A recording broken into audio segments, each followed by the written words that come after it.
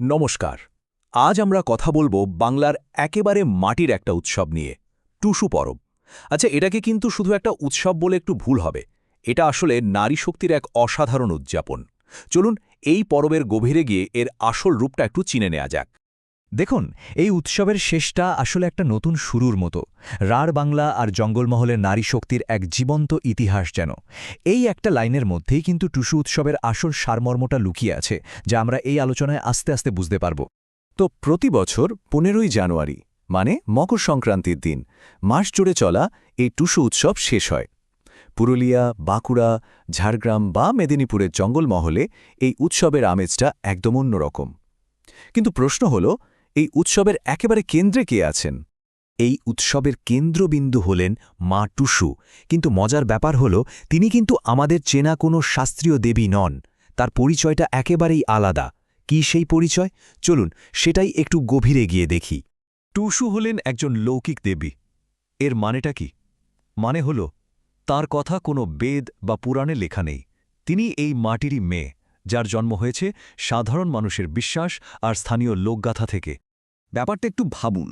একদিকে আছেন বিভিন্ন শাস্ত্রীয় দেবদেবী, যাদের পুজো আর্চা হয় নানা রকম ব্রাহ্মণ্যবাদী নিয়মকানুন মেনে। আর অন্যদিকে আছেন টুসু, যাকে সাধারণ মেয়েরা পুজো করে একদম নিজেদের মতো করে, সরাসরি। তিনি স্বর্গের কেউ নন, তিনি যেন আমাদের ঘরেরই একজন। টুসুর পরিচয়টা তো তার নামের মধ্যেই আছে। তুষ মানে ধানের খোসা, সেখান থেকেই টুসু নামটা এসেছে। তিনি আসলে কৃষি, নতুন ফসল আর উর্বরতার প্রতীক।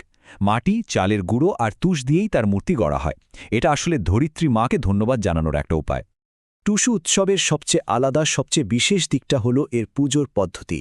আর সেই পুজোর নেতৃত্বে থাকেন শুধুমাত্র মেয়েরা। এই আরাধনা কিন্তু একদিনের নয়, চলে পুরো একটা মাস ধরে। অগ্রহায়ণ মাসের শেষে মেয়েরা একটা থালায় চালের গুঁড়ো, তুষ আর ফুল দিয়ে টুসুর প্রতিষ্ঠা করে। তারপর গোটা পৌষ মাস জুড়ে চলে গান গেয়ে সন্ধ্যা আরতি। সংক্রান্তির আগের রাতে হয় জাগরণ, মানে সারা রাত জেগে গান গল্প করা। আর সংক্রান্তির দিন সকালে হয় বিসর্জন। আর ঠিক এখানেই কিন্তু উৎসবটার সবচেয়ে বলা যায় বৈপ্লবিক দিকটা লুকিয়ে আছে। এটা একটা অবৈদিক আর অব্রাহ্মণ্য উৎসব। মানে হলো, এখানে কোনো পুরোহিতের দরকারই পড়ে না, কোনো পুরুষতান্ত্রিক নিয়মকানুনের ব্যাপারও নেই। সাধারণ ঘরের মেয়েরাই এই উৎসবের সবকিছু, তারাই এর প্রাণ। উৎসবের শেষ দিনে, মানে ওই বিসর্জনের সময়, একটা অসাধারণ শৈল্পিক জিনিস দেখতে পাওয়া যায়। তাকে বলা হয় চৌডল। চৌডল জিনিসটা কি? এটা হলো রঙিন কাগজ আর শোলা দিয়ে তৈরি মন্দিরের মতো দেখতে বিশাল একটা কাঠামো। আর সবচেয়ে সুন্দর ব্যাপার হলো, এই চৌডলগুলো কিন্তু মেয়েরা নিজেরাই তৈরি করে। তারপর বিসর্জনের শোভাযাত্রায় সেগুলো মাথায় করে নিয়ে যায়।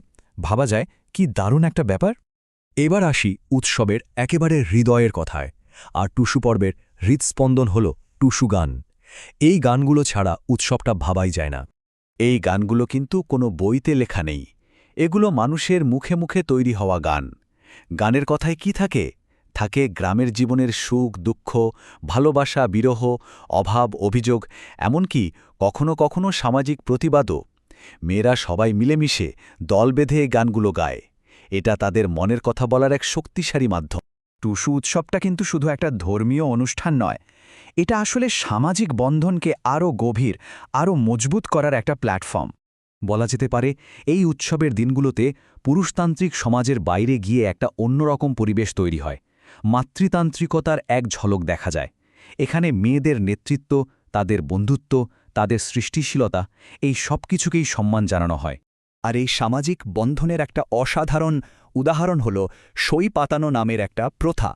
এই সই পাতানো বা ফুল পাতানোর মাধ্যমে মেয়েরা একে অপরের সঙ্গে সারা জীবনের জন্য বন্ধুত্বের বাঁধনে জড়িয়ে পড়ে। এই প্রথাটা মেয়েদের মধ্যে একতা আর একে অপরের পাশে থাকার একটা দারুণ শক্ত নেটওয়ার্ক তৈরি করে। এটা এই উৎসবের অন্যতম সুন্দর একটা দিক। এত কিছু শোনার পর মনে একটা প্রশ্ন আসতেই পারে যে ঠিক কি কারণে টুসু উৎসবটা বাকিদের থেকে এতটা আলাদা বা স্বতন্ত্র। চলুন এর মূল কারণগুলো একবার এক ঝলকে দেখে নিই। প্রথমত, এর নেতৃত্বে রয়েছে শুধুমাত্র মেয়েরা। দ্বিতীয়ত, এটা পুরোহিত ছাড়া, কোনো ব্রাহ্মণ্যবাদী নিয়মকানুন ছাড়া একটা উৎসব। তৃতীয়ত, সই পাতানোর মতো প্রথার মাধ্যমে এটা নারী বন্ধুত্বের এক বিরাট উদযাপন। আর সবশেষে চৌডোল আর গানের মধ্যে দিয়ে এটা সৃজনশীলতা আর প্রতিবাদের এক জীবন্ত মাধ্যম হয়ে ওঠে। টুসু পর্ব আসলে বারবার আমাদের মনে করিয়ে দেয় যে এই আধুনিকতার যুগেও গ্রামবাংলার শিকড়ের টানটা কতটা গভীর। এই উৎসব শুধু ফসল তোলার আনন্দ নয়, এটা নারী শক্তির আর তাদের অদম্য জেদের এক জীবন্ত সেলিব্রেশন। তবে শেষ পর্যন্ত একটা প্রশ্ন কিন্তু থেকেই যায়, এই যে এত আধুনিক একটা যুগ, এই সময়ে দাঁড়িয়েও শিকড়ের এই টান, এর প্রাসঙ্গিকতা ঠিক কতটা? এই প্রশ্নটা এটা না হয় ভাবার জন্য তোলা রইল।